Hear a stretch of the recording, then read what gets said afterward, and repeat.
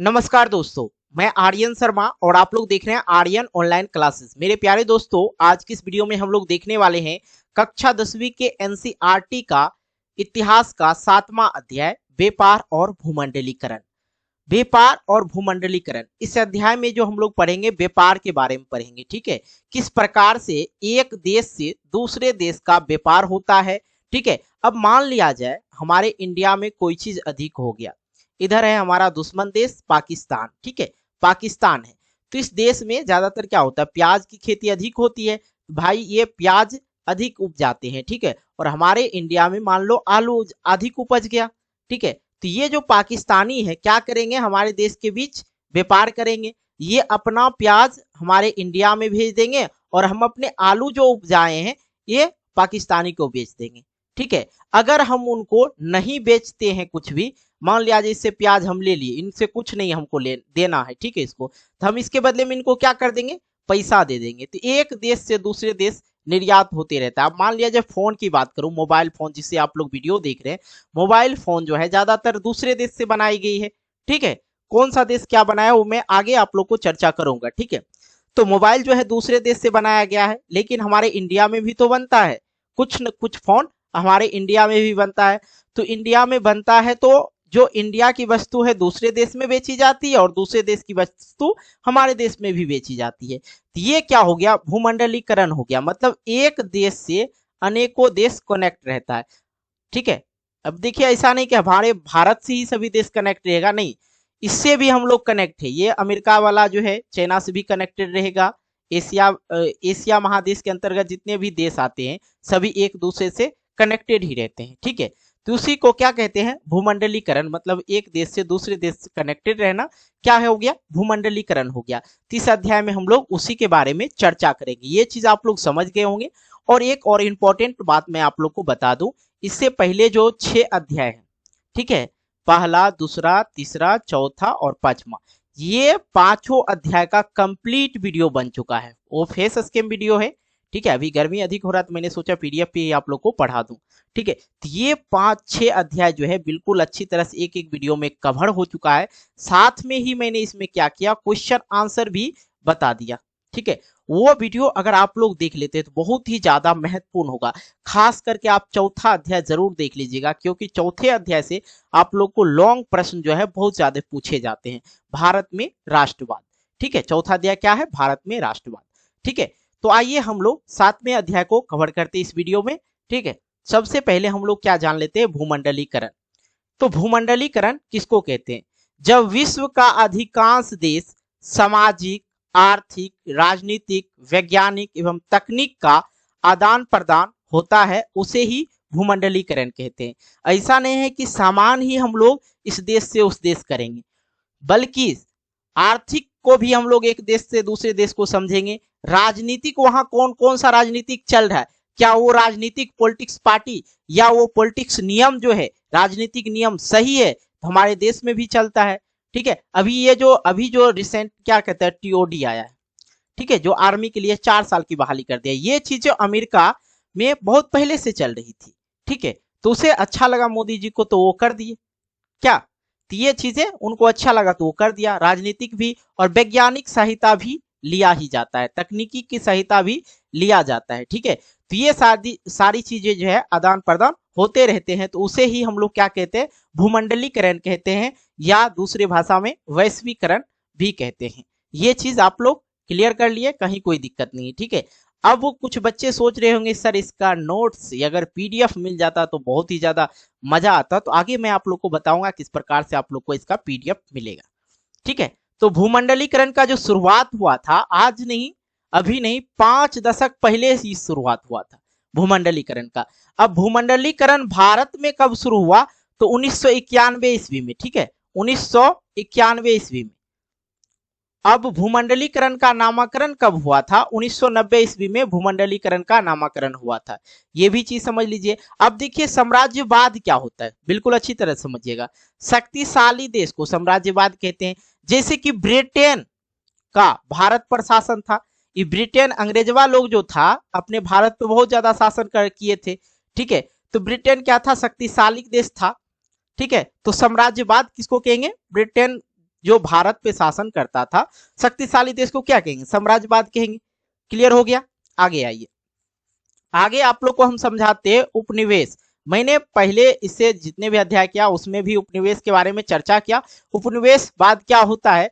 तो गुलाम देश को उपनिवेश कहते हैं, गुलाम देश को उपनिवेश कहते हैं। ब्रिटेन बोलिए या इंग्लैंड बोलिए, ठीक है। भारत पर किसका कब्जा था? ब्रिटेन वाले को, इंग्लैंड वाले का कब्जा था। तो भारत किसका उपनिवेश था? इंग्लैंड का उपनिवेश था।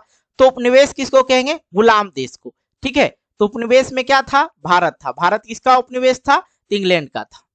नेक्स्ट पॉइंट जो आता है बहुत ही ज्यादा इंपॉर्टेंट पॉइंट, और ये पूछा जाता है, याद रखना है, VVI है, गिरमिटिया मजदूर, ठीक है। गिरमिटिया मजदूर कहते किसको हैं? आइए बिल्कुल अच्छी तरह से आप लोग को हम समझाते हैं।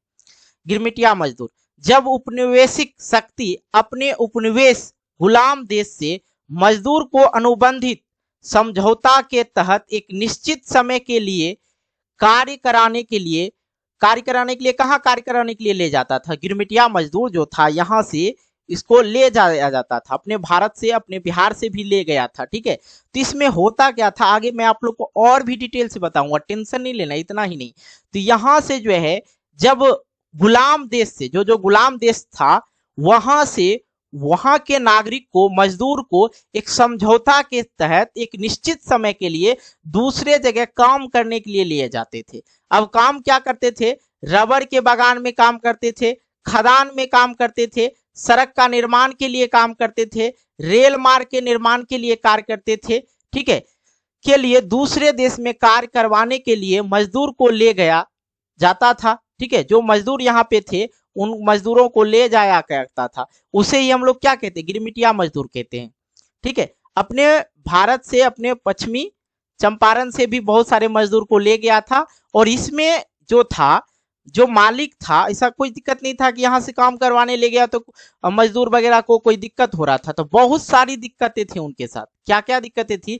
उनको समय पे खाना नहीं मिलता था, खाना नहीं मिलता था, ठीक है। समय पे पगार नहीं मिलता था, पैसा नहीं दिया जाता था, और ज्यादातर काम करवाते थे, ज्यादा समय तक क्या करवाते थे? काम करवाते थे। इतना ही नहीं, अगर कुछ गलतियां हो जाती थी तो उनको पीटा भी जाता था, क्योंकि वो अनुबंधित थे, ठीक है। एक समझौता, जैसे मान लिया जाए आप 2 साल के लिए किसी का गुलाम हो गए, उसी प्रकार गिरमिटिया मजदूर को कहा जाता था, ठीक है। 2 साल तक मैं जो आपको बोलूंगा वही आपको करना होगा। तो गिरमिटिया मजदूर वैसे थे, जब उपनिवेशिक शक्ति अपने उपनिवेश मतलब गुलाम देश से मजदूर को अनुबंधित समझौता के तहत एक निश्चित समय के लिए कार्य करने के लिए ले जाया जाता था, ठीक है। दूसरे देश में कार्य करवाने के लिए मजदूर को ले लिया जाता था, उसे ही क्या कहते थे? गिरमिटिया मजदूर कहते थे।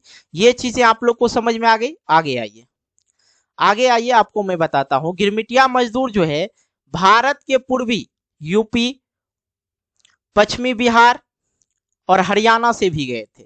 भारत में अगर मैं बात करूं, पूछा जाए प्रश्न की भारत में गिरमिटिया मजदूर कहां से ले गए थे, तो ये देखिए आप लोग को, मजदूर कहां से ले गए थे? पूर्वी यूपी से, पश्चिमी बिहार से और हरियाणा से ले गए थे। अब आता है बात विश्व युद्ध की। अब मैंने यहाँ पे विश्व युद्ध की बात इसलिए बताया कि विश्व युद्ध के समय में विश्व आर्थिक मंदी आया था। आप लोग को अगर कोई पूछे कि भैया विश्व युद्ध कब से कब तक चला था, प्रथम युद्ध, ये 1914 से 1918 तक चली थी। तो उसी समय क्या आया था, उसके जस्ट ये खत्म हुआ तो उसके बाद आ गया विश्व आर्थिक मंदी। अब ये विश्व आर्थिक मंदी कब आया था? तो 1929 में आया था। 11 साल या 10 साल के बाद ये आया था, ठीक है, लगभग। तो ये 1929 ईस्वी में आया था। तो व्यापार कम हो गए, उपभोक्ता का जेब खाली हो गया, ठीक है। उत्पादन जो था वो घट गए, लोग बेरोजगार हो गए, मुद्रा एवं वस्तु की जो मूल्य था वो घट गए, और विश्व, इसे ही हम लोग क्या कहते हैं? विश्व आर्थिक मंदी कहते हैं। अब बिल्कुल अच्छी तरह समझिए, विश्व आर्थिक मंदी कैसे होगा? व्यापार कम हो जाएगा, मतलब जो व्यापारी लोग थे उसका व्यापार कुछ बिकेगा ही नहीं बिकेगा। क्या होगा? बेरोजगारी होगी, उपभोक्ता का जेब खाली होगा, ठीक है। जो बैंक में थे उनके बैंक अकाउंट में पैसा ही नहीं रहेगा, तो कहां से होगा? उपभोक्ता का जेब खाली हो जाए, उत्पादन घट जाए, लोग बेरोजगार हो जाए, मुद्रा एवं वस्तु का जो मूल्य है वो घट जाए, उसे ही हम लोग क्या कहेंगे? विश्व आर्थिक मंदी कहते हैं। ठीक है, ये चीजें आप लोग को समझ में आ गई। आइए आगे आप लोग को हम और भी चीजें इससे बताते हैं। ठीक है, इसी से रिलेटेड पहले समझ लेते हैं। तो विश्व आर्थिक मंदी से निपटने के लिए, अब देखिए विश्व आर्थिक, जो विश्व का जो आर्थिक मंदी आया था उससे निपटने के लिए फ्रैंकलिन डी, याद रखिएगा फ्रैंकलिन डी रूजवेल्ट, याद रखना रूजवेल्ट अमेरिका के राष्ट्रपति थे उस समय। विश्व आर्थिक मंदी से निपटने के लिए सबसे पहले तो ये समझ लीजिए उस समय जो अमेरिका के राष्ट्रपति थे फ्रैंकलिन डी रूजवेल्ट। ठीक है, कौन थे? अमेरिका के राष्ट्रपति। इससे निपटने के लिए न्यू डील व्यवस्था लागू किया। अब देखिए न्यू डील व्यवस्था लागू क्यों किया गया ये मैं आपको आगे बताता हूं। ठीक है, व्यवस्था लाई गई 1933 में। कब लाई गई? 1933 ईस्वी में। ठीक है, अब शेयर बाजार, शेयर बाजार आप लोग समझिए, शेयर बाजार वैसा बाजार जहां कंपनी का मूल्य निर्धारण होता है, जहां कंपनी का खरीद बिक्री स्टॉक एक्सचेंज के माध्यम से कंप्यूटर के द्वारा होता है। जैसे अमेजोन हो गया, आज हम अमेजोन पे बहुत सारी चीजें खरीद लेते हैं, जूता हो गया, मतलब लगभग सारी चीजें मिल ही जाती है अमेजोन पे। ठीक है, तो शेयर बाजार वैसा बाजार जहां कंपनी का कोई मूल्य निर्धारित होता है और वो शेयर बाजार में स्टॉक मार्केटिंग जिसको अभी हम लोग बोलते हैं। ठीक है, अमेजोन क्या हो गया? एक बिजनेस का जरिया हो गया और सबसे अमीर आदमी अमेजोन की ही कंपनी है। ठीक है, अगर विश्व लेवल पे देखा जाए सबसे बड़ा और अमीर क्या कहते हैं अमीर आदमी कौन है? तो अमेजोन की कंपनी के मालिक ही है। तो शेयर बाजार क्या होता है? इसमें पैसे लगाए जाते हैं। ठीक है, शेयर खरीदा जाता है। तो शेयर बाजार वैसा बाजार जहां कंपनी का मूल्य निर्धारण होता है और जहां कंपनी का खरीद बिक्री स्टॉक के एक्सचेंज के माध्यम से होता है, मतलब कंप्यूटर के द्वारा होता है। मतलब क्या? मोबाइल फोन के द्वारा ये सारी चीजें होती है। तो उसे ही हम लोग क्या कहते हैं? शेयर बाजार। अब मान लिया जाए कोई शेयर खरीद लिया, ये शेयर खरीद लिया, अब इस पे मैंने 50 रुपया लगा दिया इस शेयर पे। अगर इस शेयर का दाम बढ़ गया, अगर इस शेयर का अगर मैंने इस पे 50 रुपया लगाया, इस शेयर का जो है वैल्यू अगर बढ़ जाती है, क्या होगा? तो इसमें जितने भी व्यक्ति पैसे लगाए थे 50 रुपया 100 रुपया जो भी लगाए थे, तो उसके हिसाब से उन लोग को परसेंटेज दे दिया जाता है। तो भैया ये चीज होती है शेयर बाजार। अब भारत का सबसे मतलब स्टॉक बाजार जो था, कहां पे था सबसे बड़ा स्टॉक? तो मुंबई स्टॉक एक्सचेंज था भारत का। ठीक है, और सट्टेबाजी अब किसको कहते हैं? सट्टेबाजी, कंपनी का कुछ हिस्सा को बेचना ही सट्टेबाजी कहलाता है। जैसे हो गया, मुझे मान लिया जाए सट्टेबाजी इस तरह से समझ लीजिए, मान लिया जाए मुझे ये क्या कहते हैं, एक किताब बेचनी है, एक किताब बेचनी है, इसका मैंने दाम जो है निर्धारित कर दिया 5,000 रुपया है। तब इस पे यहाँ पे 10 आदमी बोलेगा 5,000, 5,000 कोई बोल देगा एक। ठीक है, 5,000 के बदले कोई बोल दिया 5,500, कोई बोल दिया 6,000। इस तरह से वो सट्टेबाजी हो गया। तो सट्टेबाजी क्या हो? कंपनी के कुछ हिस्से को बेचना ही सट्टेबाजी कहलाता है। तो सब कंपनी ने यहाँ पे कोई दाम जो है निर्धारित कर दिया, जैसे 5,000। अब 5,000 निर्धारित कर दिया, अब सट्टेबाजी में अलग अलग तरह के आदमी आएंगे और अपना दाम लगाएंगे, इसे ही सट्टेबाजी कहते हैं। ठीक है, जो मेन पॉइंट है आप लोग समझते चलिए और बहुत ही मजा आएगा। ठीक है, पूरा का पूरा अध्याय आप लोग को समझ में आ जाएगा। अब आता है द्वितीय विश्व युद्ध। ये द्वितीय विश्व युद्ध कब तक चला? 6 वर्ष तक चला था। 1939 से 1945 ईस्वी तक चला। इसके बीच में क्या हुआ? 6 वर्ष हुआ, याद रखना है। 1939 से 1945 ईस्वी तक चला था। तो उस समय जो है अमेरिका के ब्रिटेन वुड नामक, ठीक है, ब्रिटेन वुड नामक जगह था और वहां पे ब्रिटेन वुड सम्मेलन हुआ था। ठीक है, अमेरिका उस समय द्वितीय विश्व युद्ध के जस्ट बाद की कहानी है, या उसी समय बोला जाए। ठीक है, मतलब 45 में खत्म हुआ, ये 44 में हुआ, तो उसी समय कहा जाए। तो अमेरिका में बुटेन वुड के नाम एक जगह था और बुटेन वुड सम्मेलन वहीं हुआ था। अगर पूछे कब हुआ था तो 1944 ईस्वी में।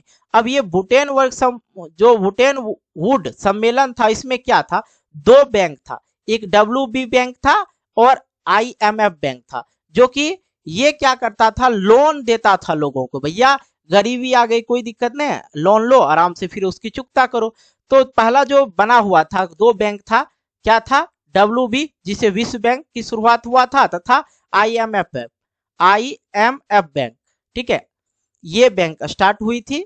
अंतरराष्ट्रीय मुद्रा कोष, इसको क्या बोलते हैं, IMF को अंतरराष्ट्रीय मुद्रा कोष, दोनों बैंक की स्थापना हुई थी और दोनों बैंक लोन देती थी। तो द्वितीय विश्व युद्ध से ही, द्वितीय विश्व युद्ध इसलिए आप लोग को याद दिला दिए काहे कि प्रथम द्वितीय तृतीय तीनों युद्ध के बारे में पूछा ही जाता है। तो विश्व युद्ध के प्रेजेंट टाइम में, उसी टाइम में, ठीक है, उसी समय जो है अमेरिका ब्रिटेन वुड नामक एक जगह था और ब्रिटेन वुड सम्मेलन हुआ था 1945 ईस्वी में। और जो बेरोजगार आदमी था, गरीब आदमी था, उसको ये दो बैंक खोली गई इस सम्मेलन के अनुसार।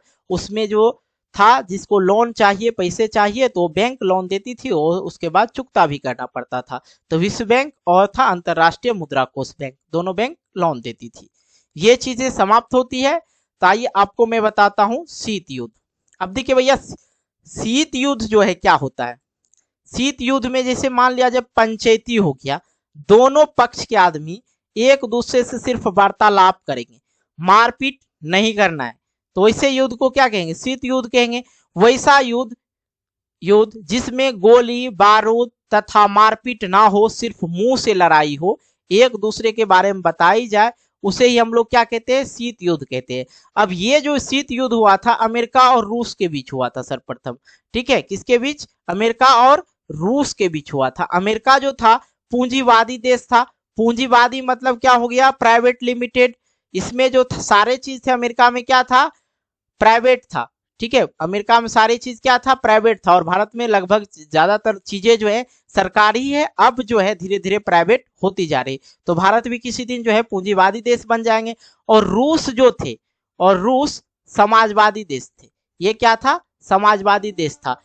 तो उसके बाद आता है 1991 में शीत युद्ध समाप्त हो गया, ठीक है। और शीत युद्ध में दो देश भाग लिया था, कौन कौन, अमेरिका और रूस। अमेरिका पूंजीवादी देश था और रूस समाजवादी देश था।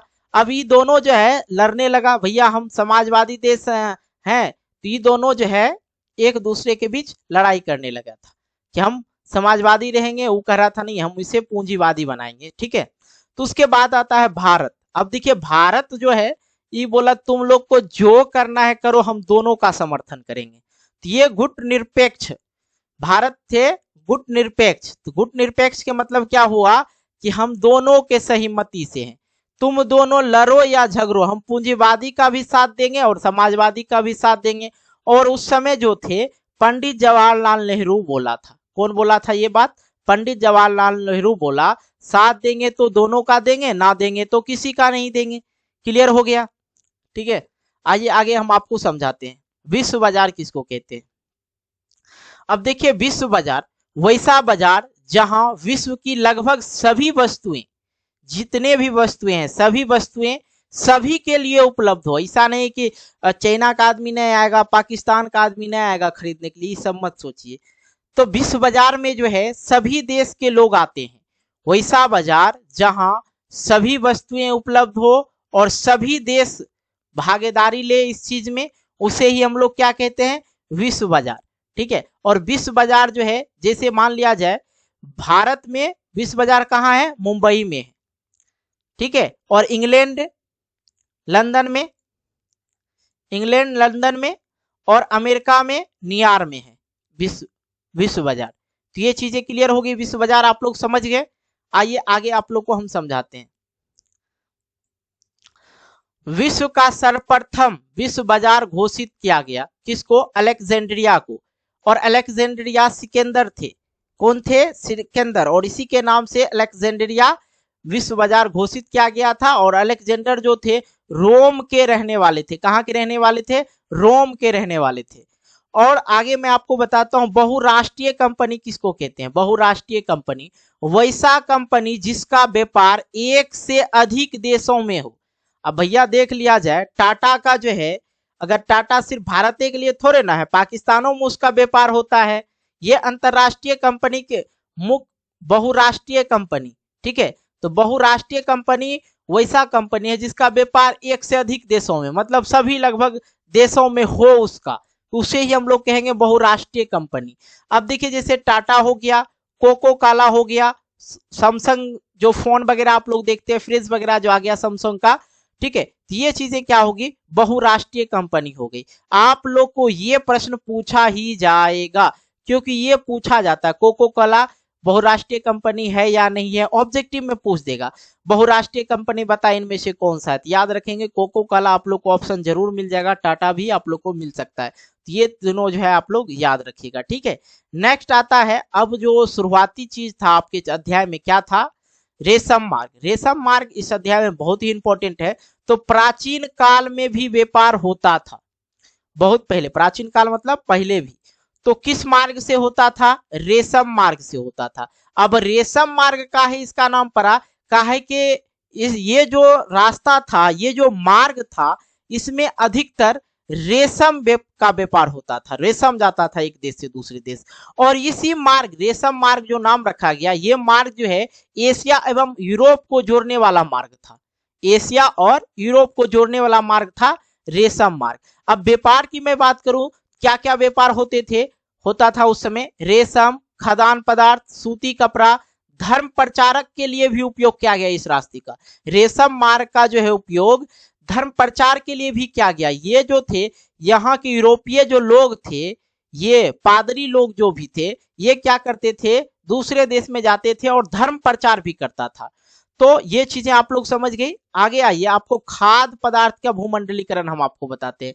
खाद्य पदार्थ का भूमंडलीकरण समझिए। नूडल्स जो हम लोग मैगी, चाउमीन वगैरह सब खाते हैं, वो किसका देन है, चीन का देन है। तो नूडल्स जो है क्या करते थे, चीन से यूरोप पहुंचाता था। जो पास्ता आप लोग देख रहे हैं, पास्ता जो है कहाँ का है, अरब देश का है। और अरब देश के लोग क्या करते थे, इसका व्यापार एशिया एवं यूरोप भेजते थे। यूरोप के अंतर्गत ही, यूरोप एक महादेश है, उसके अंतर्गत इटली आता है, तो इटली को भी वो लोग सेल करते थे।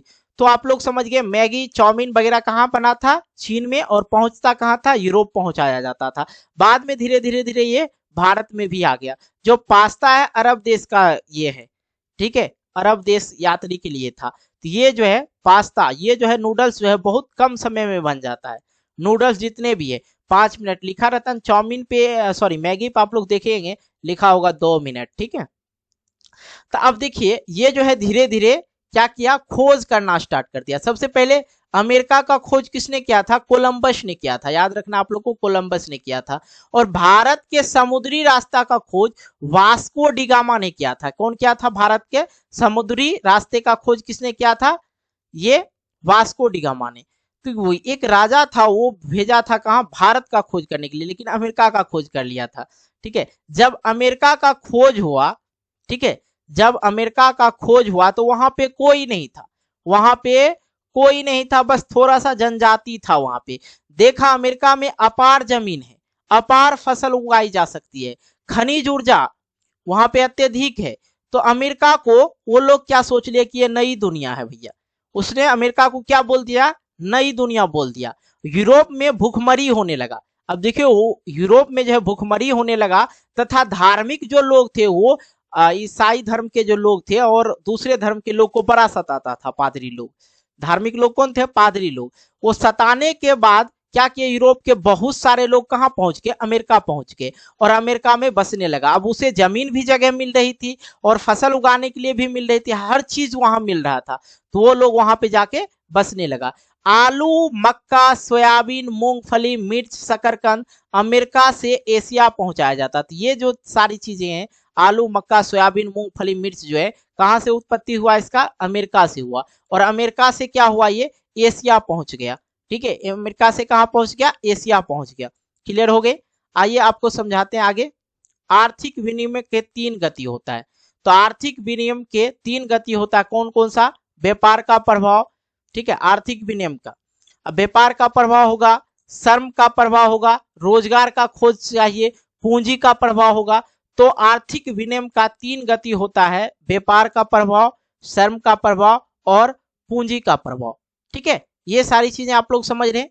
आइए आपको मैं बताता हूं, ब्रिटेन जिसे इंग्लैंड बोला जाता है, अधिक जनसंख्या बढ़ गया था। ब्रिटेन में क्या हुआ, अधिक जनसंख्या बढ़ गया था और खाद्य पदार्थ जो है महंगा हो गया था। तो व्यापारी लोग कानून बनाया, कॉर्न लॉ। अब कॉर्न लॉ में क्या हुआ देखिए यहाँ के ब्रिटेन के लोग जो थे वो क्या चाहते थे कि जो हम लोग व्यापार कर रहे हैं यहाँ के आदमी सिर्फ इसी चीज को खाए और दूसरे देश का सामान नहीं आए, ऐसा था। तो खाद्य पदार्थ जो है क्या हो गया, बहुत ही ज्यादा महंगा हो गया। तो कॉर्न को समाप्त किया गया और भूखमरी समाप्त हो गया। हुआ कि कॉर्न लो को खत्म कर दिया। काहे कि अब मान लिया जाए चावल जो है 34 रुपया मिल रहा है और यहाँ का जो चावल है जो यहाँ पे जो बनता है ब्रिटेन में उसका दाम 60 रुपया। लोग परेशान हो गए, भाई कमा नहीं रहे इतना तो कैसे हम खाएंगे। तो इसलिए ये कॉर्न लॉ के तहत था कि दूसरे देश वाला खाना नहीं खाना है, दूसरी चीज वस्तु को यूज नहीं करना है, कॉर्न लॉ के नियम। तो कॉर्न लॉ का जो है समाप्त किया गया और भूखमरी समाप्त हो गया और जीवन स्तर भी बढ़ गया। यूरोप से 5 करोड़ लोग अमेरिका एवं ऑस्ट्रेलिया चला गया। यूरोप से जो है 5 करोड़ लोग अमेरिका और ऑस्ट्रेलिया चला आया। अमेरिका का मूल निवासी, अमेरिका का जो मूल निवासी था रेड था, वो लाल गोरा था, का उसको बोल दिया रेड इंडियन बोला जाता है। अमेरिका को मूल निवासी को क्या बोला जाता है, रेड इंडियन। ये चीज समझ के अमेरिका में जंगल को काटा गया और खेती करना वहां के लोग स्टार्ट कर दिया, यूरोपीय जो भी थे। ठीक है, अब आइए समझाते हैं। भारतीय लोग जो गिरमिटिया मजदूर थे वो जो है दूसरे देश में तो तबाह हो रहे थे, भैया हम यहाँ पे आके फंसे हुए हैं और हमें निकालने वाला भी कोई नहीं है। तो ऐसे में जो है उसने अपने मौज मस्ती इंटरटेनमेंट के लिए वहां पे क्या किया, होसे मेला स्टार्ट किया। होसे मोला, होसे मेला जिसे मुहर्रम बोला जाता है। क्या बोला जाता है, मुहर्रम। ठीक है, तो मुहर्रम बोला जाता है और त्रिदाद से शुरू हुआ। कहाँ हुआ, त्रिली दाद से ये शुरू हुआ था। 30 मेला वो लोग मनाते थे। ठीक है, रास्ता फरियानबाद, रास्ता फरियानबाद जो विरोधी धर्म था उसको जैमेका देश से यह स्टार्ट हुआ था। ठीक है, और चटनी म्यूजिक, फुलोरी भी ना चटनी म्यूजिक सुने होंगे, चटनी म्यूजिक तो ये भी कहाँ शुरू हुआ था, त्रिली दाद एवं गुयान से शुरू हुआ था। तो ये था गिरमिटिया मजदूर का एंटरटेनमेंट करने के लिए। वो लोग सोचा किसी ना किसी तरह से हम लोग एंटरटेनमेंट करें, कोई ना कोई परम मनावे। तो ये 3 चीजें गिरमिटिया लोग मनाते थे। ठीक है, आइए हम आपको कुछ मेन फैक्ट्स भी बताते हैं। इस अध्याय का ज्यादा कुछ तो था नहीं, जो चीज था मैं आपके साथ शेयर करते ही जा रहा हूँ। ठीक है, अब मेन फैक्ट्स मैं आपको बताता हूँ। जो भूमंडलीकरण नामक शब्द है वो 1990 में हुआ था, ये दिया गया था, मैंने पहले बताया। और ये कौन दिया था, जॉन विलियमसन ने दिया था। कौन, जॉन विलियमसन ने। और हफीम, हफीम का जो आदान प्रदान होता था, ये हफीम क्या है, नशीले पदार्थ। अभी जो है ये शाहरुख खान के बेटे आर्यन खान, ठीक है, चलिए, जो शाहरुख खान के बेटे आर्यन खान इसी चीज में फंसा, हफीमें पीने में। तो हफीम क्या होता है, नशीली पदार्थ होता है जो अंग्रेज चीन को बेचता था। और कपास का निर्यात भारत से इंग्लैंड होता था और ये की करता था, इंग्लैंड वाला अमेरिका इसको अमेरिका ऑस्ट्रेलिया भेज देता था। वहां पे धुलाई उलाई हो जाता था और बढ़िया सा कपड़ा का निर्माण होता था, सूती वस्त्र का, और वही चीज हमें ज्यादा दाम में मिलता था। बात समझ में आ रही है आप लोग को। तो धन निष्कासन का सिद्धांत, और धन निष्कासन का सिद्धांत कब हुआ था, 1867 ईस्वी में। और कौन दिए थे, दादा भाई नौरोजी। और इसने क्या किया, प्रति व्यक्ति आय उस समय निकाला था 20 रुपया। ठीक है, अभी आप लोग प्रति व्यक्ति आय देखेंगे तो 20 से 25,000 रुपया आता है, तो उस समय 20,000 रुपया। उस समय गरीबी थी, भुखमरी थी। अब आते हैं कुछ मेन चीजें आप लोग को बता दें। अगर आप लोग इसका पीडीएफ लेना चाहते हैं, ठीक है, बिल्कुल अच्छी तरह समझ लीजिए, पीडीएफ आप लोग इसका लेना चाहते हैं तो आप लोग को क्या करना होगा, या तो टेलीग्राम चैनल है इसी नाम से, आर्यन ऑनलाइन क्लासेस, ठीक है, इसी नाम सर्च करेंगे आ जाएगा आप लोग को, वहां पे आप लोग ग्रुप में जुड़ जाइएगा तो वहां पे पीडीएफ मिल जाएगा। दूसरी बात, अगर वहां पे नहीं मिल पाया किसी कारणवश तो आप लोग इंस्टाग्राम पे मैसेज कर देंगे। इंस्टाग्राम आईडी आप लोग को बताता हूँ, बस स्मॉल में लिखना है, Aryan online classes without space, ठीक है, क्लासेस, यहाँ से भी आप लोग मिल जाएगा। ठीक है, अब आइए WTO क्या है, और WHO भी होता है। ठीक है, तो WTO की इसमें बताया गया, तो मैं बताता हूँ। WTO क्या होता है, वर्ल्ड, ठीक है, वर्ल्ड ट्रेड ऑर्गेनाइजेशन होता है। WTO का मतलब क्या होता है, वर्ल्ड ट्रेड ऑर्गेनाइजेशन। इसको हिंदी में बोले तो व्यापार, विश्व व्यापार संगठन इसको बोलते हैं। और इसका जो है, क्लियर आप लोग पूरी बात समझे, इसका मुख्यालय कहाँ है, जनेवा में। और इसकी स्थापना, WTO की स्थापना कब हुआ था, 1 जन मतलब 1 जन 1995 ईस्वी को हुआ था। ठीक है, क्लियर, आप लोग को समझ में आ गया। और पीडीएफ के बारे में मैं फिर से चर्चा करता हूँ। आप लोग इंस्टा आईडी लिख लेंगे। इंस्टा आईडी जो है मेरा इसी नाम से है, आर्यन बिना स्पेस दिए ऑनलाइन क्लासेस। ठीक है, वहां पे जाकर आप हमें फॉलो कर लेंगे और उसके बाद मैसेज करेंगे सर पीडीएफ दे दीजिए। ठीक है, तो यहाँ पे आप लोग को 110% है कि मिल ही जाएगा, कहीं कोई दिक्कत नहीं होगा। ओके, बाकी आप टेलीग्राम चैनल को भी ज्वाइन कर लें। और इस तरह का वीडियो आप लोग को अच्छा लगा तो वीडियो को लाइक कर देना है, दोस्तों के साथ शेयर कर देना। और चैनल पे पहली बार आए हो तो मेरे भाई, अगर आप लोग को 10वीं जो है कंप्लीट करना है पुंडुपेन सभी सब्जेक्ट को इसी तरह आप लोग पढ़ना चाहते हैं, तो इस चैनल को अभी ही सब्सक्राइब कर लीजिए, क्योंकि इसी चैनल पे आप लोग को सारा चीज उपलब्ध कराएंगे। और आप लोग को मेरा जो टारगेट है 450 प्लस अंक दिलवाने का, तो मेरा काम होगा 100%। ठीक है, लेकिन 100% आप लोग चैनल को भी सब्सक्राइब करके नोटिफिकेशन बेल को प्रेस करके ऑल कर लीजिएगा। ठीक है, वीडियो को लाइक कर दीजिएगा, आप लोग लाइक नहीं करते हैं। आपका एक लाइक मुझे मोटिवेट करता है एक नई वीडियो बनाने के लिए, इसलिए वीडियो को लाइक कर दे। और नेक्स्ट वीडियो जाएगा इसका 8वां अध्याय का आएगा। ठीक है, तो मिलते हैं एक नई वीडियो को लेके, तब तक के लिए बाय बाय, जय हिंद, जय भारत, टेक केयर।